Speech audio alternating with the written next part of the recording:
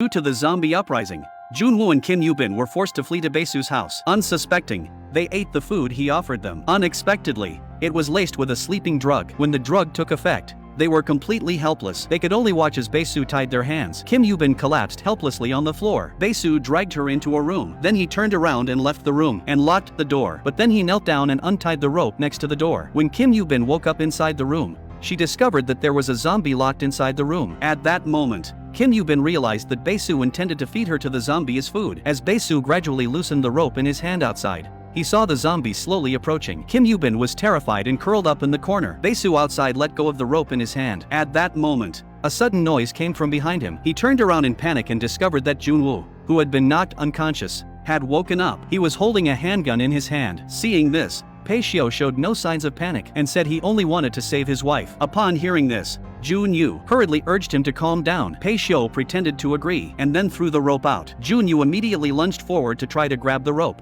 but while Junwoo was pulling on the rope, Paishio went to the kitchen and found a knife and came to Junwoo's side, threatening him to let go of the rope. However, Junwoo said he couldn't let go of the rope. Just as they were talking, the zombies inside suddenly erupted, and the rope outside the room was pulled inside. Just as Junwoo was about to open the door to save Kim Yubin, Paishio suddenly pulled Junwoo away. He then pressed his ear against the door to listen to the sounds inside. But strangely, it was very quiet inside. Baesu then took out the key and opened the door to observe the situation inside, but did not see his wife, who had turned into a zombie. Just as he was confused after opening the door, the zombie, whose face was covered by a pillow, suddenly pounced on him. However, even though he was attacked by the zombie, he did not scream for help like the others. Instead, he chose to accept his fate in order to be with his wife.